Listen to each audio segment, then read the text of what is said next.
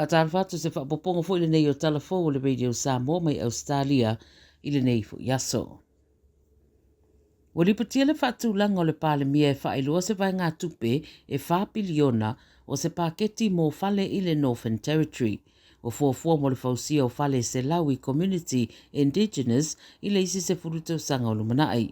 O le fuafuanga le nei e se furutau sanga o se marienga i le vāo le federale ma le whainga malo le Northern Territory mai te tawana o atu le rua se lau fitu sepulu fale fau e fausia i tutono le tausanga i lalo le tau mo whainga e whaatupe whaatasi le federale ma le whainga malo le Northern Territory.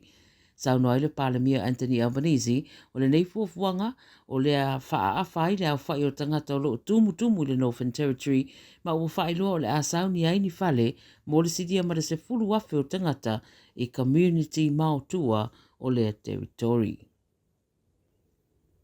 O se lapata inga o tuina se taitai leo i Queensland i mātua i a sila i a lātou whanau ma le whaongaino le interneti. Me se ua whaatupula i a seisi tu ai ngā tūlanga ua mai tawina i lunga o pengta whailangi e au fiai i a ni kengi. Whai mai li poti taru mai le maliwa le tina matua o Violin White i le taulanga whaatau Redback Plains i se taimele i mamau atu wa iei seisi tu ai ngā mionga ua mai tawina leo i upengta whailangi e whaingoa o le drill rap. O tala wau e to o lima na pueina le maliu o lea tina, o le isi to atasi e ilo na sootanga i kengi e au fia i le whainga lea o le drill rap, o se whainga e una iai ma whaalaulo ai sa wanga po le violence pa o ngai musika.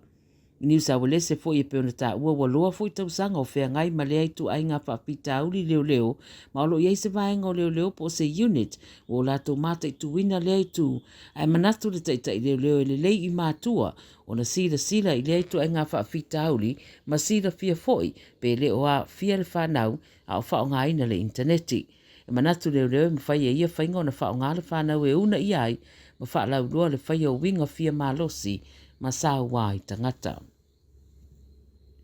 E toa tasi se li wali patia wa maliu se whaalawlawe me le pone le pona po, pa ilo mai li pote le 9 News o le whaalawlawe na tupu le tu i mātua me le pone, e maa ua atu e le sosoani whaapawave, le tangata lea i whafuane o se whale i Buchanan Road, i le te o le afo le whae le waweao, ma na tau mo whai paramedics se la vea i peita i le imanuia, ma maliu i lawa i lea no fuanga.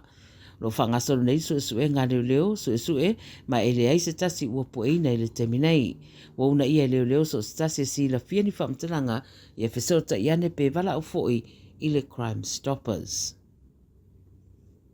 O se tasi foi whalawlawe tali tutusa la wana tura i mai sini le pōna pō i le tu i saute sisifo. O le wali putia le 9 News, o se tasi fo iani ina whaamanu alia ma whaanongoina le pāo se whana ina uoso wha ia e nisi sa whaia lato mask po mata pule se whale i le hitu lea a whaitu leo sini.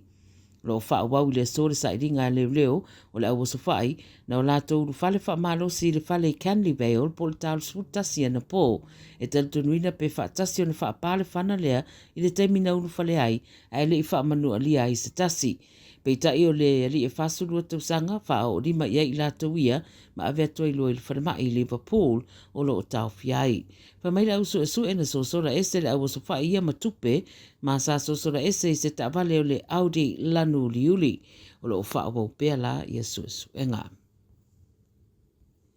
Ma le tala muli, ua whaelo mai li poti o le whaetule o Western Sydney po le tu isisi fo sini wo lātou whaia se tau mwhainga, e whao ngā ina ta alongo le soka manisi o tau mwhainga i a whaelele iai le soifua mararoi no tamaita i Pasifika.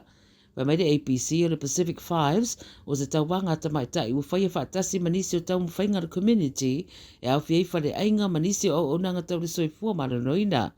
O le Pacific Cast, le isi whaalapaputonga lo o lātu lango i lea tau mwhainga mwhaino ai e le sui whaavai o le whaalapaputonga o Julius Stringamala o le whaatangua e ave le matawhaioi o tamaitai i a inga o le Pasifika. E le ngata ina whaamalo sia le soifua maraloina o le tinapo o le tamaitai Pasifika ai e whaongalo lātu maro sianga e whaalawilo atu ai tūlanga tau le soifua maraloina i le Pasifika lautele. O le tau mawhainga lo ngā lue whatasei le Pacific Cast, Sydney Wanderers Football Club, ma le New South Wales Health, a toai ma le whaalau loa i o le kane so le susu. O se tau mawhainga o whailua le tō tele, o se whainga le lei tele mo le una i o le soifua maraluina, e le ngata i tau tamaitai a o tangata umafoi i o lātou communities.